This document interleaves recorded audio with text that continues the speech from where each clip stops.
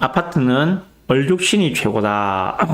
요즘 MZ 부부들 몰리는 동네가 어디인가라는 기사가 있어서 가져왔습니다. 자, 얼죽안은 들어봤는데 제가 얼죽신도 처음 들어봤어요. 얼죽안은 다 아시죠, 그죠? 예, 얼어 죽어도 아이스 아메리카노라고. 근데 얼죽신은 얼어 죽어도 신축이래요, 보니까. 보시죠. 지난달 서울에서 아파트 매수세가 가장 강한 지역은 강동구인 것으로 나타났다고 합니다. 자, 강동구 위치는 가장 우측이 강동구입니다. 예, 우측 강동구. 서울로서 지도 볼까요? 아예. 말로니까 잘 안 되네, 그죠?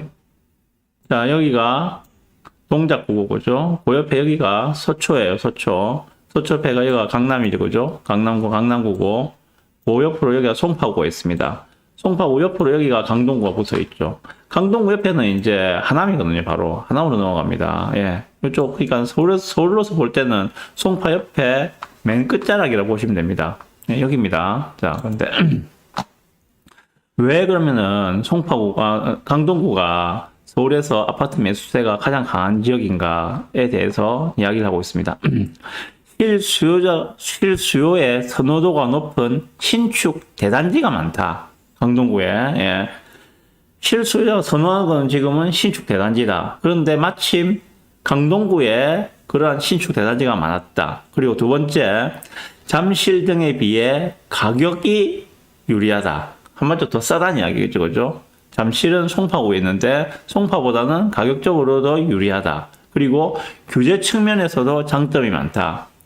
송파구는 강남 3구, 현재 강남, 서초, 송파, 용산은 대한민국 전체에서 유일하게 규제 지역입니다. 조정 지역이고 투기 과열 지구이기도 합니다. 게다가 잠실 같은 경우에는 토지 거래 허가 구역입니다. 이 동네는 규제 풀린 건 하나도 없습니다. 규제 그대로 다 살아 있어요. 그런데 바로 옆에 있는 강동구 같은 경우에는 규제 지역도 아니다. 가격도 싸다. 게다가 신축 대단지가 많다. 이러한 요인들로 실수요자들이 강동구로 많이 몰려갔고 매수세가 가장 강하다. 이렇게 보시면 될 것 같습니다.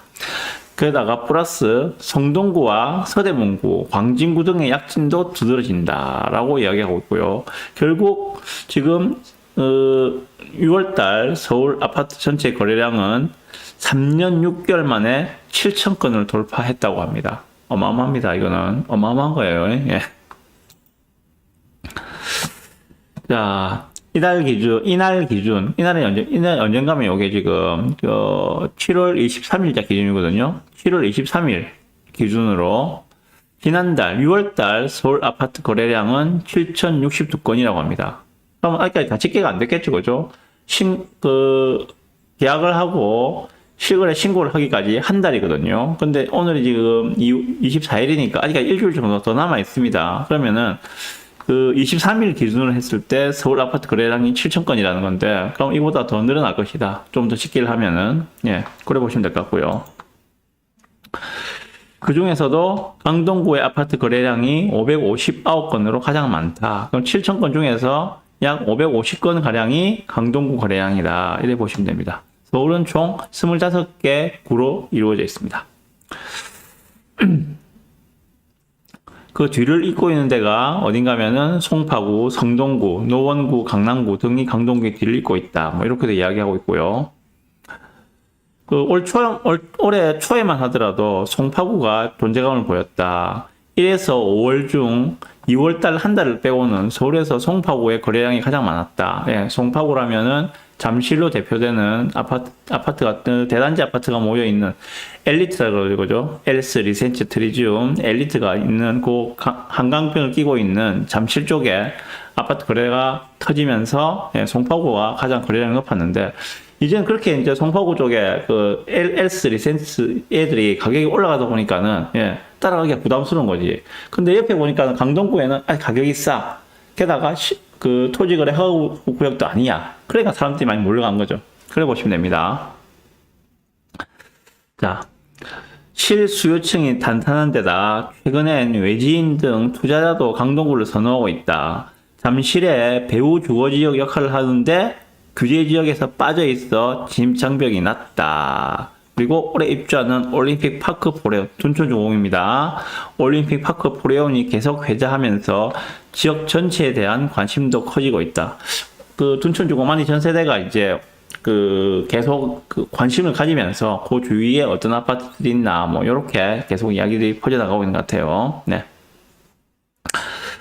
그래서 강동구에 보면 뭐 고덕 그라시움이라든지 이런 아파트들이 큰 인기를 끌고 있고, 그리고 고덕 아르테온이나 고덕 레미안 힐스테이트 고래힐이라고 부르죠, 그죠? 이런 애들도 열 손가락에 들 정도로 거래량이 터지고 있다. 뭐 이런 이야기를 하고 있습니다. 그런데 상대적으로 외곽 지역은 열기가 덜한 편이다. 서울에서 거래량 증가가 가장 부진한 자치구는 구로, 도봉, 노원이다. 라고도 이야기하고 있습니다. 그러면 일단 서울의 최상급지라 이야기하는 강남 3구 쪽, 그쪽은 이미 올해 상반기 초부터 확 올라왔었고, 지금은 이제 그 옆에 있는 강동구로 퍼져나가고 있는 중인 것 같다. 근데 아직까지 서울의 하급지라고 이야기하고 있는, 어딥니까? 구로, 도봉, 노원, 여기까지는 아직까지 퍼져나가지 않은 것 같다. 요게 지금 보면은, 도봉과 노원은 다 강북 쪽에서 서울의 저 위쪽에 있는 거죠, 그죠? 예, 제일 위쪽에 있고, 구로 같은 경우에는 저 서쪽도 끝에 있는 그런 구라고 보시면 되겠죠. 예, 그쪽까지 아직 안 퍼져나가는 것 같다. 그런 보시면 될 것 같습니다. 자, 요즘에 MZ세대, 밀레니얼 Z세대는 얼죽신, 얼어 죽어도 신축 성향을 보이기 때문이다. 그래서 아직까지 노원구 쪽으로는 그러한 실수요자들의 선택을 못 받고 있다. 왜냐하면 노원구는 갭 투자나 재건축의 상징과 같은 곳이기 때문이다. 예, 노원구에는 오래된 아파트들이 참 많습니다. 그래서 거기에는 재건축 대상 단지들이 상계, 중계, 하계 제법 많은 곳인데, 거기까지는 아직까지 실수요자들의 선택을 못 받고 있다. 이런 이야기를 하고 있습니다. 네. 자, 여기에 대해서 제 의견을 말씀드리겠습니다. 보시다시피 현재 트렌드는 신축입니다. 현재 트렌드는 신축입니다. 자, 신축도 그냥 한 동짜리 나홀로 신축은 왜 먹고 있어요? 대단지이면서 신축이 현재의 트렌드입니다. 이제 대세를 따라가야죠. 대세에 따르면 대단지면서 신축이어야 한다.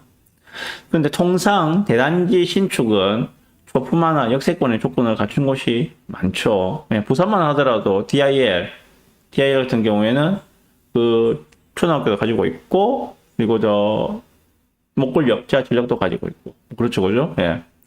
웬만하면 다 대단지 신축 같은 경우에는 조품한 역세권을 둘 다 가지고 있는 경우도 있고, 둘 중 하나를 가지고 있는 경우는 웬만하면 다 가지고 있다고 보시면 될 것 같습니다. 말씀드렸다시피 송파 잠실이 비싸니까는 상대적으로 가격이 저렴한 강동구 쪽에 신축을 선택을 하고 있다라고 보시면 될 것 같고, 이 같은 트렌드 때문에 대단지 신축에서 거래량이 터지면서 가격들이 약진을 하고 있는 것 같다. 그래 보시면 될 것 같습니다. 방금 강동구에서 사람들이 많이 몰렸다고 하는 아르테온이나 고래힐, 고덕 쪽에 고래힐이나 이런 부분들도 거래량이 터지면은 가격은 오를 수밖에 없습니다. 거래량이 터진다는 이야기는 저가 매물들, 당연히 사람들이 사러 갔을 때는 싼 거부터 먼저 찾겠죠. 걔들이 쫙 빠지고 나면은 한 단계 위의 레벨의 물건들을 볼 수 있을 거거든요.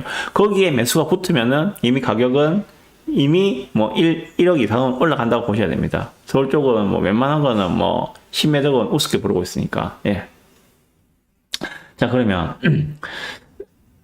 이 같은 현상이 나타나는 이유는 무엇인가? 자, 제가 몇 번 말씀드렸지만은 지금 시장의 주 매수 세력이 투자자 시장이 아니라 실수요장이기 때문이다. 다시 말해서 실수요자들이 현재 시장의 주도 세력이기 때문에 이 같은 현상이 나타나고 있다라고 말씀드리고 싶습니다. 자, 그러면 실수요자는 두 가지 종류를 볼 수 있는데, 첫 번째, 내 집 마련을 원하는 실수요 30대. 보통 30대가 내 집 마련을 처음 시작하는 나이대를 보시면 되니까, 무주택에서 이제 내 집 마련을 하고자 하는 30대. 그리고 1주택자의 갈아타기를 하고 있는 40대.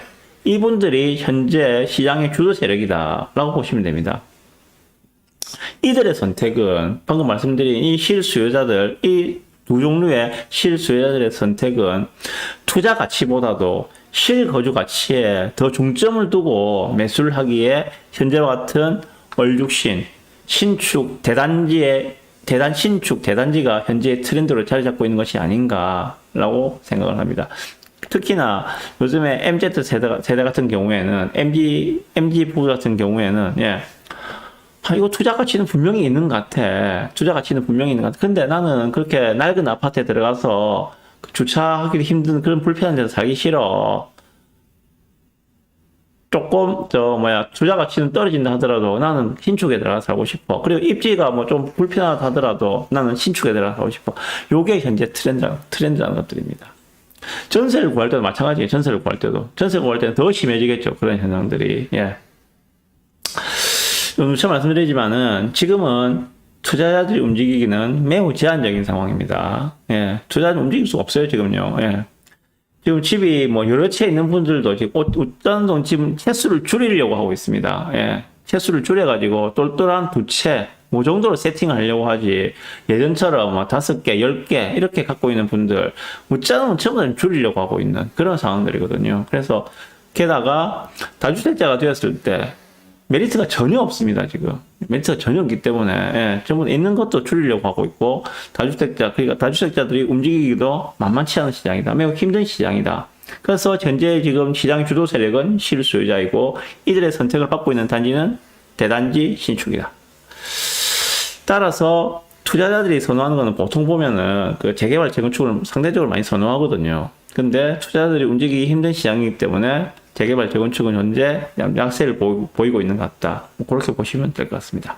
자, 요게 현재 지금 서울 쪽에서 벌어지고 있는 상황들입니다. 자, 그럼 궁금한 건 그거죠, 이제. 야, 알겠어, 그래. 그냥 서울 소식은 그만하고. 자, 부산은 어떻게 되는 거야? 부산은 어때? 네. 그걸 말씀드려야죠.